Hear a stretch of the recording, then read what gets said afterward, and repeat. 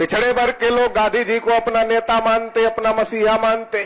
पिछड़े वर्ग के लोग नेहरू को अपना नेता मानते, अपना मसीहा मानते हैं। पिछड़े वर्ग के लोग तिलक को अपना नेता, अपना मसीहा मानते हैं। जबकि इस देश में जब गांधी जी पैदा ही नहीं हुए थे, 1848 में ज्योतिबा फूले ने हम लोगों की आजादी की लड़ाई शुरू किया, मगर उसके बारे में पिछड़े वर्ग के लोग नहीं जानते। ज्योतिबा फूले जो लड़ाई लड़ रहे थे, जो बात कह रहे थे, उस काम को छत्रपति साहू महाराज ने अपने राज्य में किया, और अपने राज्य में जो बातें ज्योतिबा फूले कहते थे उसे साहू महाराज ने अपने राज्य में लागू किया, मगर छत्रपति साहू महाराज के बारे में भी पिछड़े वर्ग के लोग नहीं जानते। जो बातें छत्रपति साहू महाराज ने अपने राज्य में लागू किया, जब बाबा साहब अम्बेडकर को संविधान लिखने का अवसर मिला तो वो सारी बातें बाबा साहब अम्बेडकर ने भारत के संविधान में लिखा और हमको हक अधिकार देने का काम किया, मगर ये बात भी पिछड़े वर्ग के लोग नहीं जानते। तो जब हम अपने महापुरुषों को नहीं जानते, अपने महापुरुषों की लड़ाई को नहीं जानते, अपनी विरासत को नहीं जानते, तो हम नहीं जानते हम ब्राह्मणों के पुरखों को अपना पुरखा मानते।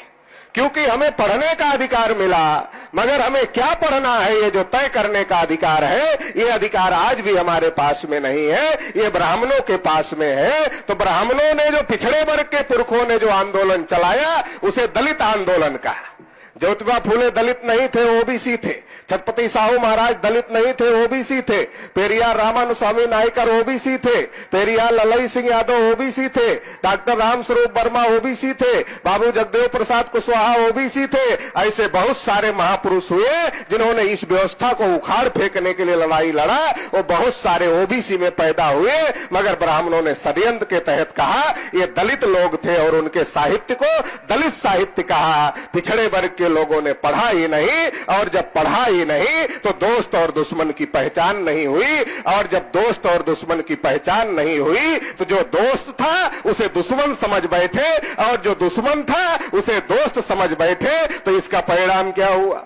इसका परिणाम यह हुआ कि आज की तारीख में देश में जानवरों की गिनती होती है, कुत्ते बिल्ली की गिनती होती है। अभी भारत सरकार का फिर आदेश आया कि जानवरों की गिनती होने वाली है। देश में कुत्तों की गिनती होती है, मगर ओबीसी की गिनती नहीं होती। ओबीसी देश में 52% है, मगर 52% वाले को, जिसको 52 रोटी की भूख है, उसे 27 रोटी दिखाया, और जब खिलाने का समय आया तो 27 नहीं खिलाया, 27 दिखाया, और जब खिलाने का समय आया तो कितना खिलाया? 6 रोटी भी नहीं खिलाया। तो पिछड़े वर्ग के साथ बड़ी धोखेबाजी हो रही है, क्योंकि पिछड़े वर्ग को अपना दोस्त और दुश्मन की पहचान नहीं। जिस तिलक को पिछड़े वर्ग के लोग अपना नेता मानते, अपना मसीहा मानते